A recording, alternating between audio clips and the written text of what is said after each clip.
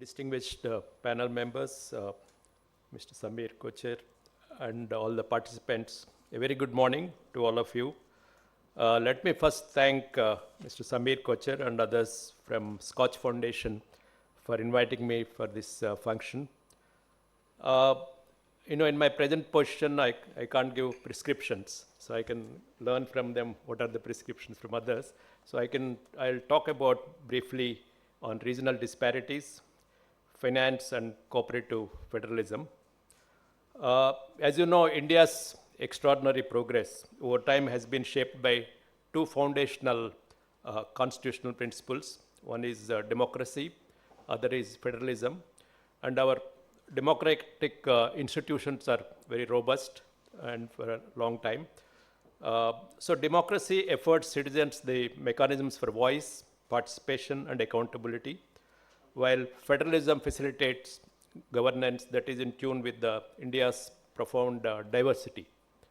So this diversity, we all know that cuts across linguistic, cultural, ethic, and socio-economic variations across 28 states and 8 union territories, leading to a governance model that balances unity with autonomy.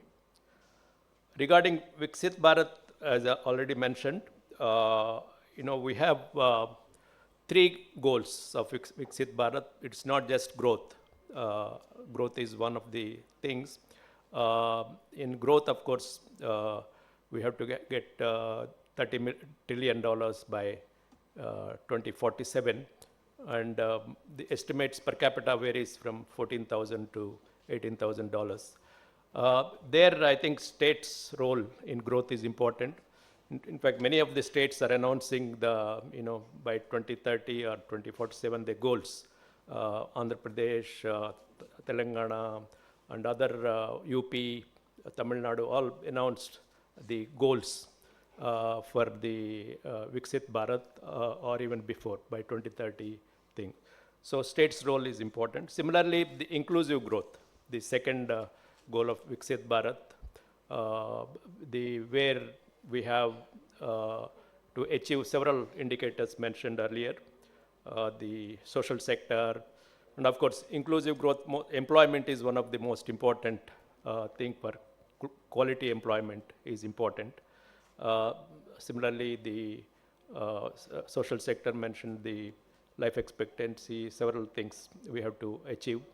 And third, of course, is the sustainability, because that's also becoming an important one.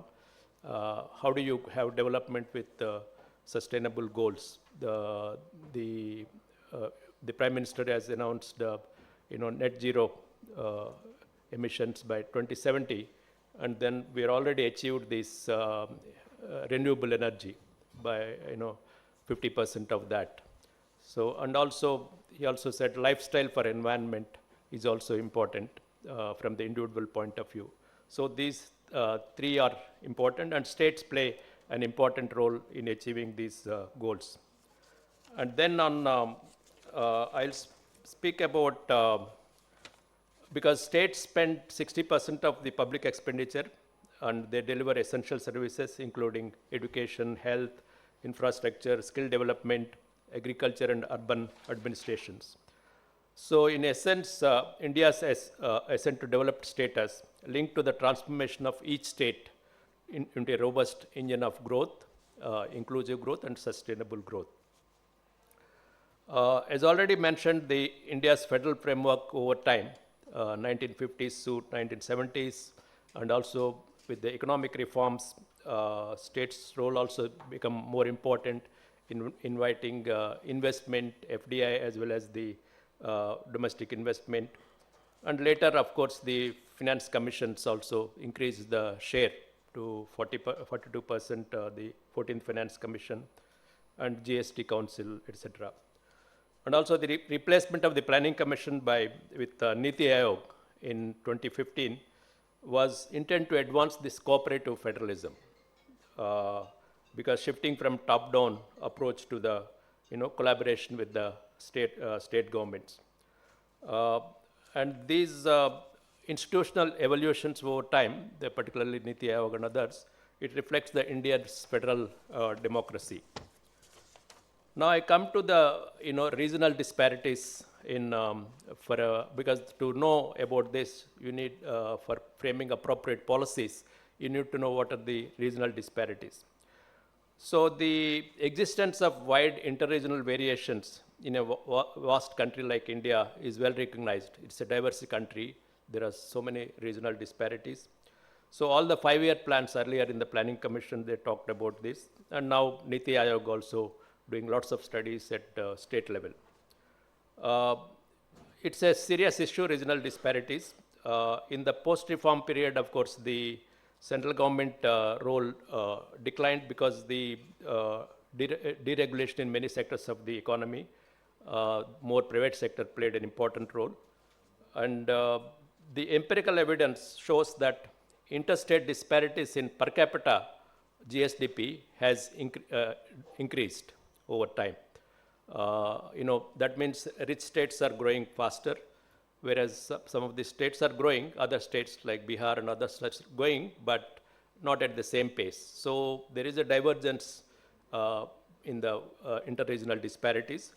But in human development, there is a decline in disparities, like life expectancy, infant mortality. But that is expected because the less developed states will catch up with developed states, like Bihar catching up the Kerala infant mortality or life expectancy. So that's expected. Moreover, many of the poorer states could contribute more to economic development because of demographic dividend. Because some of the states like Bihar, UP, and other things will have more advantage later.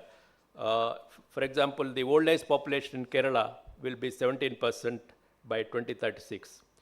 But in Bihar, it will be 8%. So that has more advantage in demographic dividend. A study done by the Economic Advisory Council to the Prime Minister, it shows, they did the relative performance of states from 1960-61 to 23-24. It shows some interesting results. As expected, western states like Maharashtra, Gujarat, Goa, and southern states have improved their positions.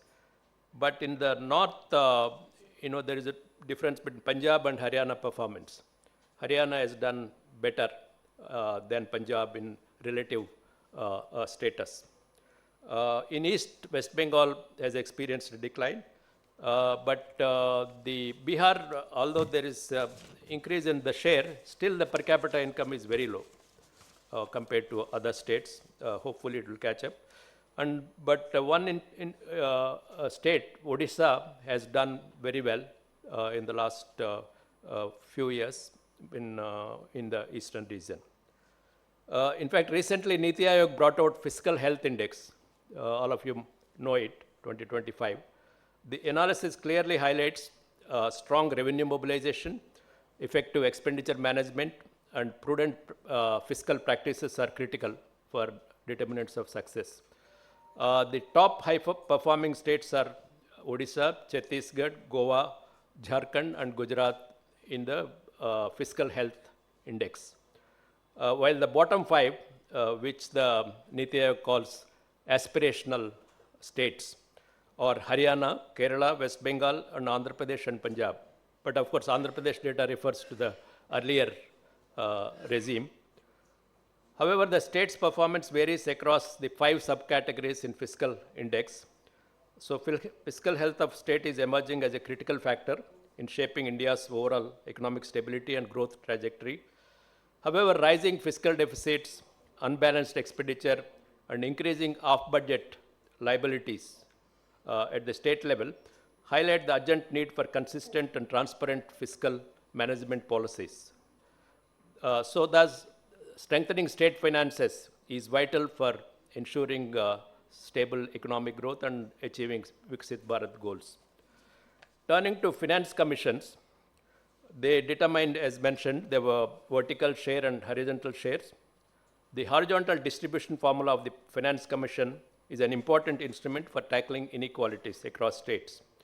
In fact, in one of his articles on interstate inequalities, Dr. Y.V. Reddy, the former governor, RBI governor, indicated that except the Finance Commission, all other public institutions did not focus on the inequalities among states. Even the earlier planning commissions per capita outlays were higher for richer states. Even centrally sponsored schemes required matching contributions from states. And even private capital, private the investment and all, richer states, attract. Even the external market borrowings and all. Even central tax concessions also tend to be regressive. Thus, except the Finance Commission, across, which takes into account the inequalities, others have not taken into account. And as mentioned that, 12th Finance Commission to 14th, 15th Finance Commission, if you see the data, again, the comparable data of states show that there is increase in the disparities.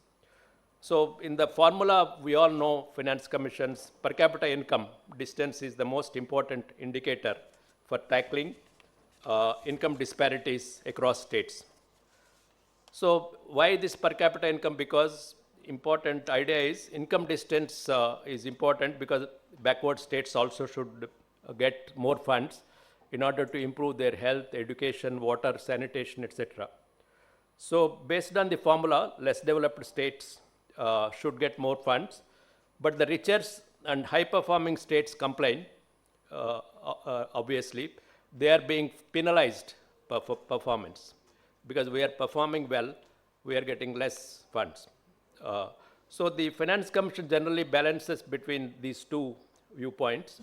I can't go into the 16th Finance Commission, what they are going to do and all now.